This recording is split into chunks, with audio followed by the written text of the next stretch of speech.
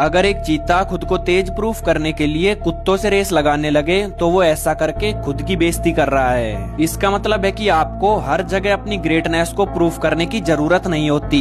ऐसा करके आप खुद को छोटा कर लेते हैं। इसलिए इस दुनिया से बिलीफ की भीख मांग के अपने पोटेंशियल की बेइज्जती मत करो। सेल्फ कॉन्फिडेंस बिल्ड करो और शांत रह के साइन करना सीखो। आपका सबसे बड़ा सपोर्टर कोई स्ट्रेंजर होता है और सबसे बड़ा हिटर कोई जानने वाला होता है। यही कारण है कि एनकरेजमेंट अक्सर बाहर से आती है और विरोध अंदर से।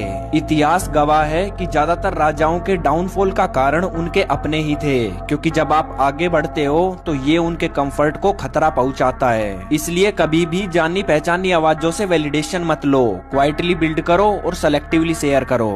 शादियों में लोग तुम्हें अपनी प्लेट से गुलाब जामुन तक नहीं देते और तुम्हें लगता है वो तुम्हारी जिंदगी बनाने में मदद करेंगे।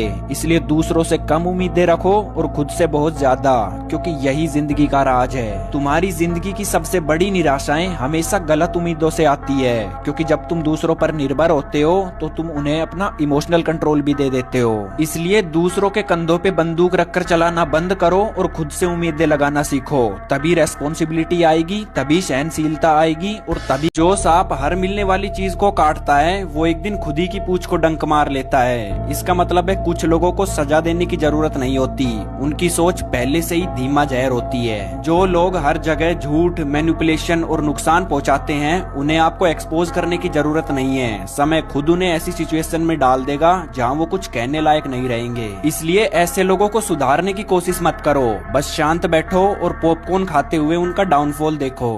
आज जो तुम्हारा बेस्ट फ्रेंड है, क्या तुमने उसे दोस्ती करने के लिए फोर्स किया था? शायद नहीं, क्योंकि ट्रू फ्रेंड्स और ट्रू लव के लिए कभी भीख नहीं मांगनी पड़ती, वो आपके पास नेचुरली आते हैं। अगर आपको लव की भीख मांगनी पड़ रही है तो वो कोई लव नहीं है, वो सिर्फ एक नेगोशिएशन है। क्योंकि जो बॉन्ड्स ट्रू होते हैं उनको कभी फोर्स नहीं किया जाता। इसलिए वहाँ इन्वेस्ट करना बंद करो जहाँ आपको चूज नहीं किया जाता, क्योंकि ऐसा करके आप सिर्फ अपनी सेल्फ रिस्पेक्ट खत्म करते हो।